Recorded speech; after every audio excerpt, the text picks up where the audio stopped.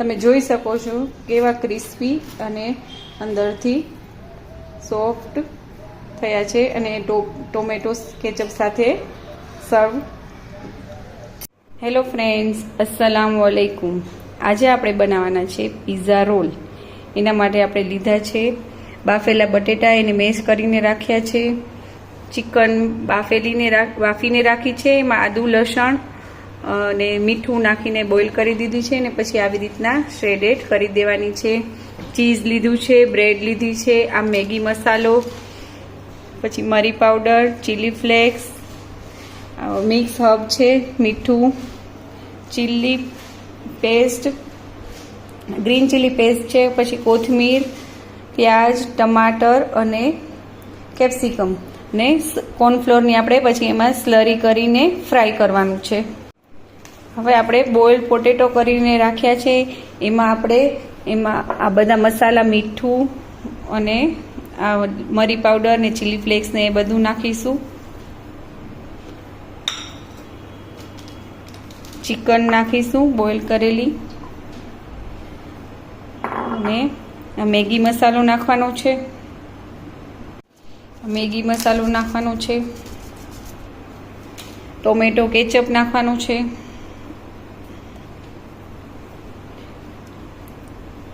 પહેલાં આ બધાને સારી રીતે મિક્સ કરી અને પછી આપણા પ્યાજ ને ટમાટર ને એ બધું કેપ્સિકમ વેજીટેબલ્સ નાખીશું.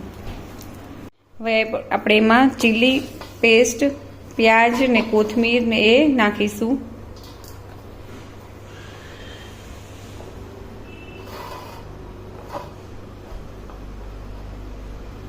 ઝીણું ઝીણું ચોપ કરવાનું છે.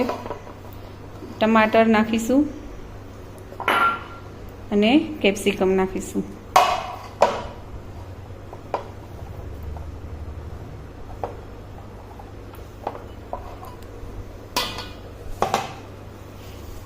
અને સારી રીતે આપણે મિક્સ કરવાનું છે. અને મિક્સ થઈ જાય પછી આપણે એની અંદર બ્રેડ અને ચીઝ નાખવાનું છે.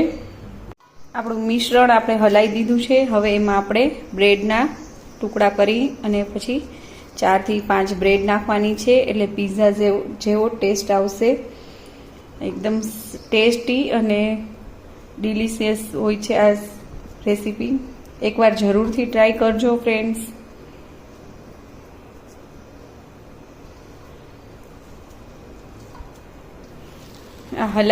એકદમ સરસ હલાવી લીધું. હલાવીને પછી આપણે છેલ્લે લાસ્ટમાં ચીઝ નાખવાનું છે. હવે આપણે એમાં ચીઝ એડ કરીશું.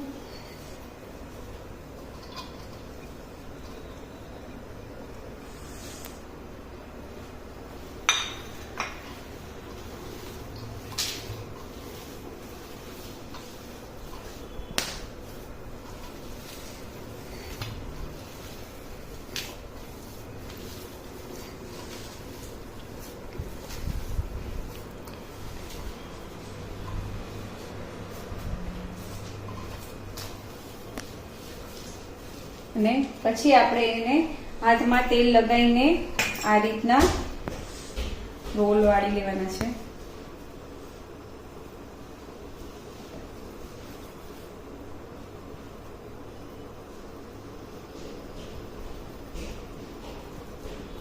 આ રીતના બધા રોલ વાળી લેવાના છે અને પછી આપણે કોર્નફ્લોરની સ્લરીથી ફ્રાય કરવાના છે. વાળીને રાખ્યા છે અને આપણે કોર્નફ્લોરમાં મીઠું નાખી અને એની આ સ્લરી કરીને રાખી છે. અને આપણું ઓઇલ ગરમ કરવા મૂકી દીધું છે. આપણું ઓઇલ ગરમ થાય પછી આપણે એને રોલને આમાં ડીપ કરીને ફ્રાય કરવાના છે. હવે આપણે આની અંદર આપણે કોર્નફ્લોરમાં રગદોળી અને પછી ફ્રાય કરીશું.